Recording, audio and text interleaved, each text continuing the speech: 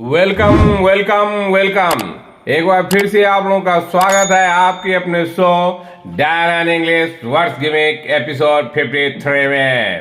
चलिए आज का नया दिन और आज का सिचुएशन ये रहा। Hello, my dear friend. Just only one day away from our auspicious day, Holi, to our ardent follower of Dana English and to your family members, Happy Holi, Happy Holi.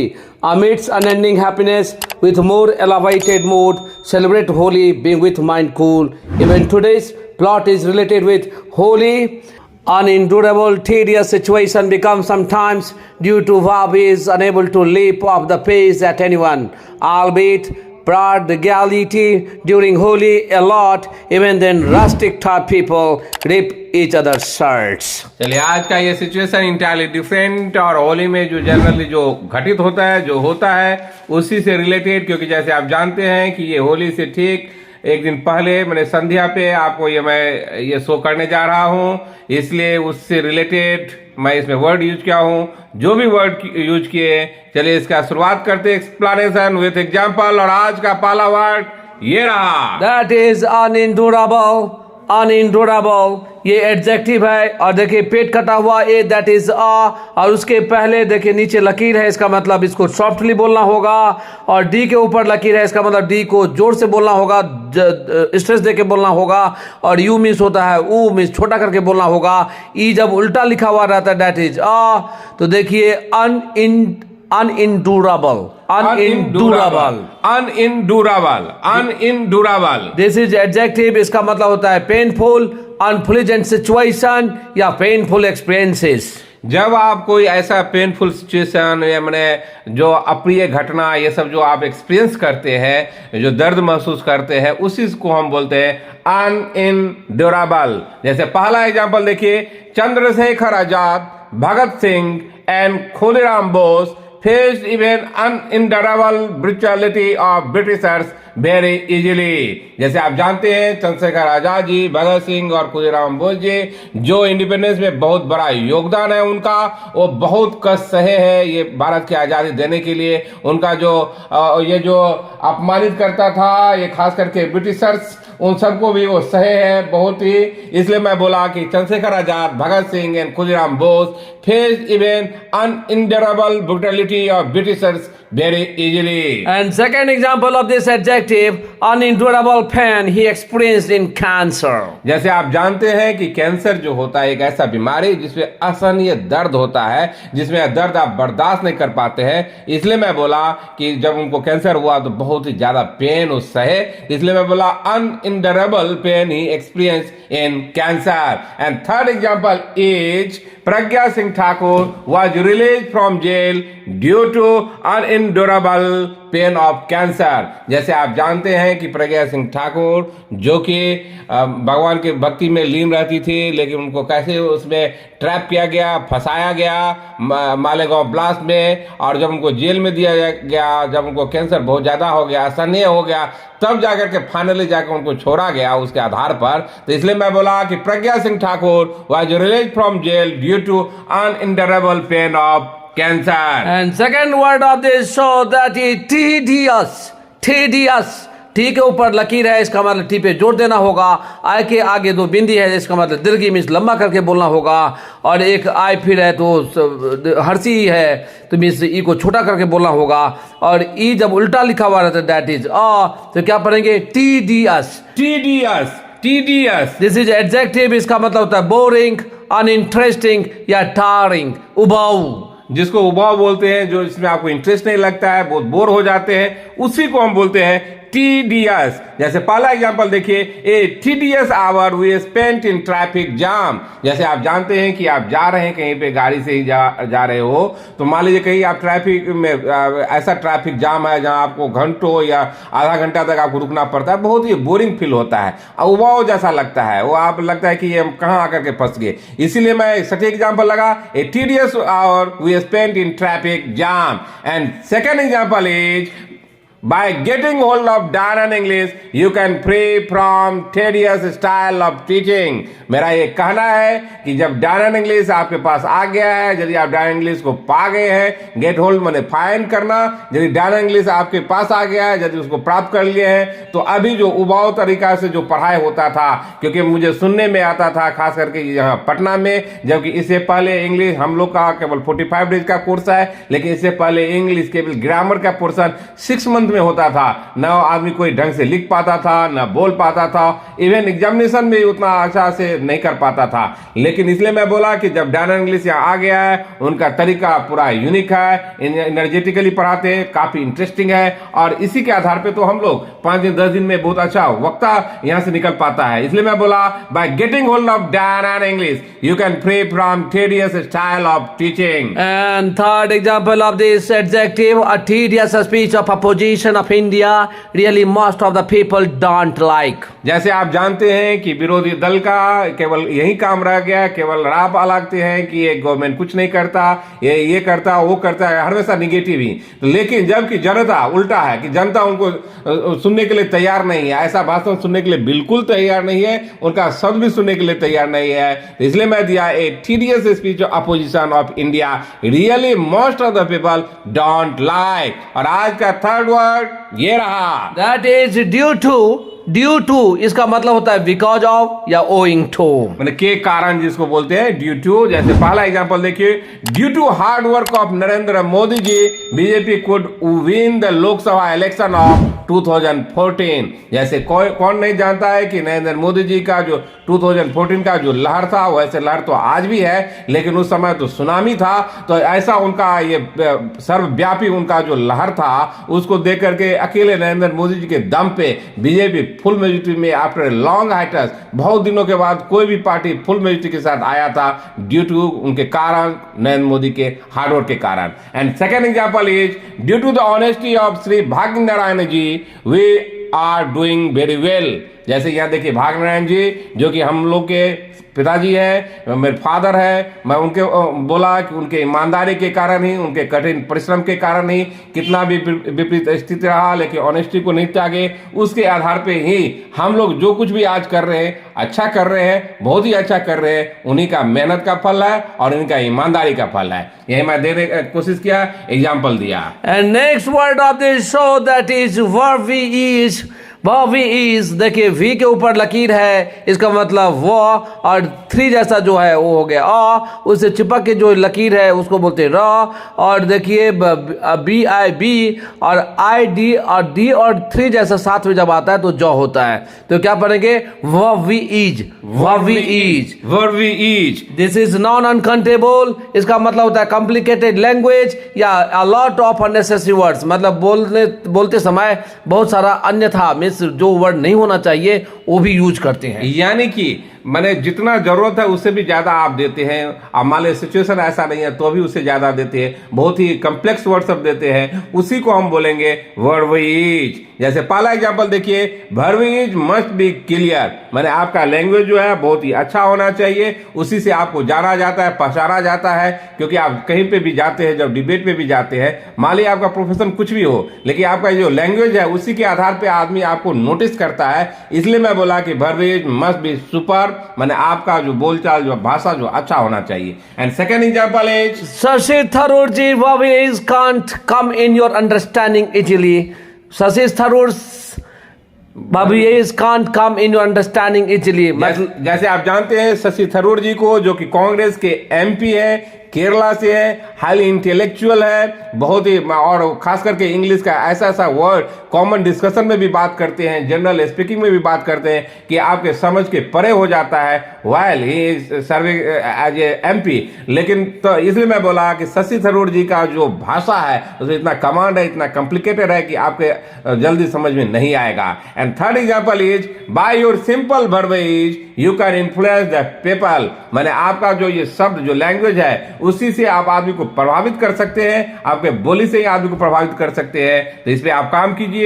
और हम लोग भी खास करके direct English में भी ये part हम पढ़ाते हैं, और राइटिंग के फ्रंट पे हो या स्पीकिंग के फ्रंट पे हो या ग्रामर के फ्रंट पे हो, मैं ईच एंड एवरी फ्रंट पे इस पे काम करता हूं।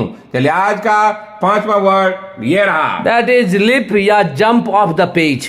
लिप या jump off the page, this is a idiom. इसका मतलब होता है सडनली गेट द अटेंशन, या इमीडिएटली टू बी ऑब्वियस, या टू बी वेरी नोटिसेबल, या इंटरेस्टिंग। माने अचानक जो कोई नाम आपको सुनने में आ गया, आपको कहीं पे आपको ध्यान चला जाता है, आप नोटिस करते हैं, बहुत इंटरेस्टिंग अचानक लगने लगता है, उसी को अब जब हम बोलते हैं तो लीप या जंप ऑफ द पेज, ये इडियम है। एग्जांपल से क्लियर कीजिए। पहला example, Draupadi Murmu's name as president was left off the page at Indians. जैसे आप जानते हैं कि जब प्रेसिडेंट के नाम का जब ये होने लगा था, मंथन होने लगा था, खास करके बीजेपी में, तो ऐसा नाम आया जो आदमी कोई एक्सपेक्ट नहीं कर रहा था, अचानक कहीं से नाम आया और सबके जुबान पे आ गया, उसी का नाम द्रौपदी मुर्मू जी हैं, जो अभी करंट प्रेसिडेंट भी हैं। And second example of this idiom, in cricket world Virat Kohli's name just jumped of the page. जैसे आप जानते हैं जब विराट कोहली जी आए थे, बहुत कम एज में आए थे और अचानक वो लाइमलाइट में आए थे कि खेलने के अंदाज से सबको प्रभावित किए, इसलिए मैं बोला in cricket world Virat Kohli name just jumped off the page. And third example is Eknath Shindhe's name left off the page as Chief Minister of Maharashtra. जैसे आप जानते होंगे जब शिवसेना जब दो पार हो गया, जब अलग हो गया, सेपरेट हो गया, उसमें एकनाथ शिंदे जी का बहुत अहम रोल था और उनका जो नाम अचानक आया, खास करके महाराष्ट्र चीफ मिनिस्टर, जबकि देवेंद्र फडणवीस जी अष्टवाल जो पहले का मैंने फॉर्मर चीफ मिनिस्टर वहां पे हो, कोलेशन में हो, वो डिप्टी चीफ मिनिस्टर बने, पूरा ही मैंने आश्चर्यचकित कर देने वाला एक्शन था। वो अचानक उनका नाम आया एकनाथ शिंदे जी का, और यहां तक तो ये पता है कि जब उनका सेरेमनी हुआ उस समय आदमी को पता चला कि ये मुख्यमंत्री होने वाले हैं और ये उप मुख्यमंत्री होने वाले हैं, तो चौंकाने वाला फैसला, आश्चर्यचकित करने वाला फैसला था। Down on English is always not far wrong, not far out, not far off, not far short. Dan English has come amidst you all for making you free from doubt. My dear friend, if you want to be good, if you want to be good in pronunciation, if you want to speak just like a native speaker, please, no sooner did you be the part of Dan English, 100% you can speak just like a native speaker. और आज का 6th word ये रहा, That is albeit, albeit, albeit. देखिए एक क्या, albeit, albeit. देखिए ए के आगे दो बिंदी है, दिस इज आ, आल, और बी के ऊपर लकीर है, इसका मतलब बी पे जोर देना होगा। आई के आगे दो बिंदी है, दैट इज दीर्घी, मीन्स लंबा करके बोलना होगा। फिर आई है, दैट इज हर्षी, मीन्स छोटा करके बोलना होगा। तो क्या पढ़ेंगे, albeit, albeit, albeit. This is conjunction, इसका मतलब होता है अल दो या दो, यद्यपि। जैसे पहला एग्जांपल से क्लियर कीजिए, albeit, Shivani is new, she is doing very well in class. मैं डायन इंग्लिश का एग्जांपल दे रहा हूं, जो शिवानी जो कि बहुत ही न्यू स्टूडेंट है हमारे क्लास में, खास करके डायन इंग्लिश में, और वो आई लेकिन 2-3 दिन के 4 दिन अटेंड करने पे ही बहुत ही अच्छा अंग्रेजी बोलती है, लिखती भी है। इसलिए मैं बोला कि जबकि यद्यपि वो बहुत नई है, सबसे नई है, लेकिन बहुत ही अच्छा कर रही है। And second example is albeit you are rich you don't use car.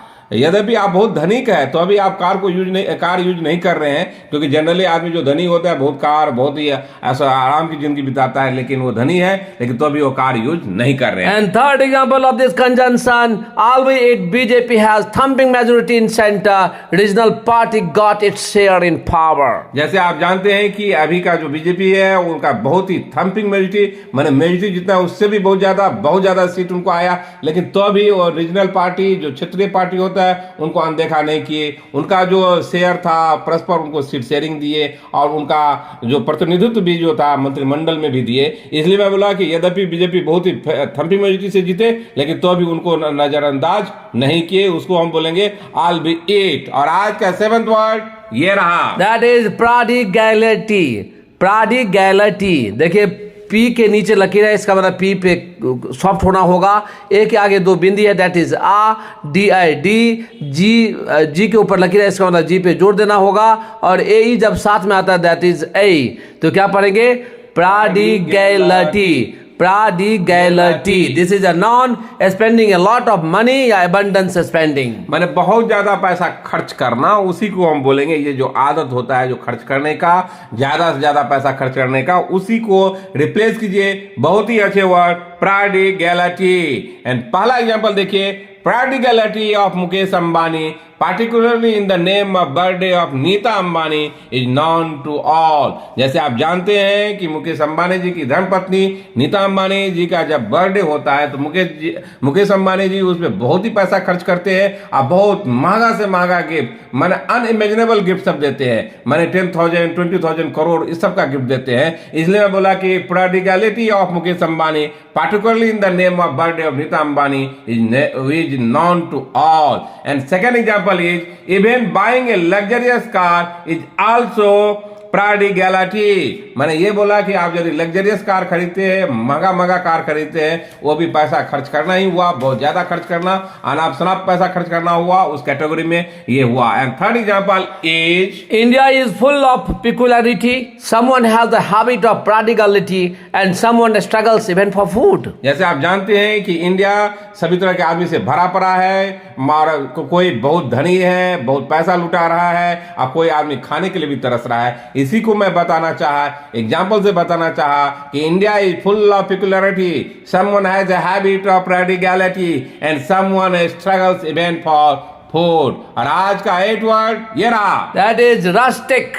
Rustic, देखिए आर के ऊपर लकीर है, इसका मतलब आर पे जोर देना होगा, पेट कटा हुआ ए, दैट इज और TIK tick means rustic. Rustic, this is a noun, ordinary person या stupid या foolish मीन्स साधारण आदमी, बेवकूफ। जैसे एग्जाम्पल से क्लियर कीजिए। पहला example, rustic person doesn't know how to behave with women.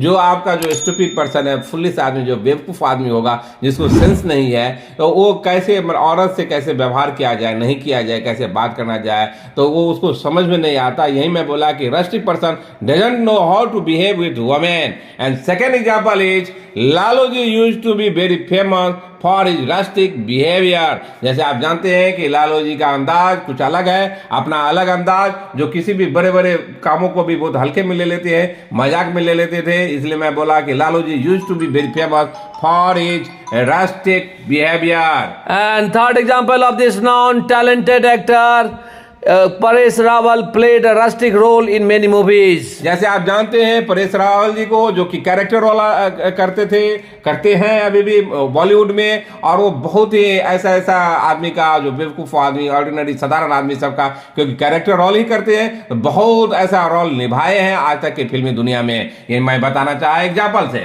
Those who came into Diana English with the intention of scratching the surface, even they go back by taking a fellow feeling and English type grace. It is keen interest which compels you to be the part of Diana English. It is Diana English which saves you from becoming dregs of society and rubbish. चलिए आज का 9th word ये रहा, That is rip. That is rip. This is a verb. इसका मतलब होता है to pull apart या to tear violently, मतलब फाड़ देना। एग्जाम्पल से क्लियर कीजिए। पहला एग्जाम्पल, ड्यूरिंग डूइंग योगा अभिषेक ट्राउजर रिप्ड, माने योगा कर रहे थे, उनका मान लीजिए ट्राउजर था थोड़ा कहीं या तो कमजोर होगा, पुराना हो गया होगा, या टाइट होगा, जो कुछ भी कारण हुआ हो, उससे उनका क्या कि फट गया, तो उसको मैं बोला during doing yoga Abhishek trouser ripped. And second example is his coming into parliament in ripped shirt. Really, he was a focal point of electronic media. जैसे आप जानते हैं, मान लीजिए कोई पार्लियामेंटियन हो, जो MP कोई हो, कोई फटे कपड़े में यदि पार्लियामेंट आ जाएंगे, तो स्वाभाविक है सबका ध्यान उसी पे रहेगा कि ऐसा क्या हो गया। मान लीजिए कुछ भी वजह हुआ हो, मैं ये नहीं बोला कोई गरीब है, गरीब नहीं है, कोई धारणा प्रदर्शन हो, कुछ दिखाने का हो, कुछ शो ऑफ करते हो। इसलिए मैं बोला कि जब वो फटे कपड़े के साथ जब पार्लियामेंट में घुसे, तो पूरा जो मीडिया जो है केवल उन्हीं के ऊपर देखने लगा, उन्हीं को दिखाने लगा, चारों तरफ केवल इसी को प्रदर्शन कर रहे थे। इसी को मैं बोला he is coming into parliament in ripped shirt, really he was a focal point of electronic media. And third example is here there everywhere you can find the pure people in ripped clad. मैंने ये कहना है कि यहाँ वहाँ जहाँ तहाँ, मैंने सभी जगह आप जो गरीब आदमी हैं उनको फटे चिटे कपड़े में आप देखते हैं, आप पाएंगे। यही मैं कहना चाहा इस एग्जाम्पल से। और चलिए जितना भी वर्ड था मैं इसमें यूज कर दिया हूँ with explanation. Throw caution to the wind, nothing will be below the waist. Pay heed on what is said by Diana in English. चलिए जितना भी यूज किए एक बार फिर से मैं सिचुएशन पढ़ देता हूँ। Unendurable, tedious situation becomes sometimes due to Bobby is unable to leap off the pace at anyone. albeit prodigality during Holi a lot. Even then, rustic type people rip each other's shirts. चलिए, कल होली है, आप लोग Holi मनाइए, advance में मैं happy Holi to you all. और इस situation में काम कीजिए। और होली के कारण बुधवार का एपिसोड नहीं आएगा, फिर थर्सडे को हम लोग आपके सामने में हाजिर होते हैं नए एपिसोड के साथ। तब तक के लिए बाय बाय।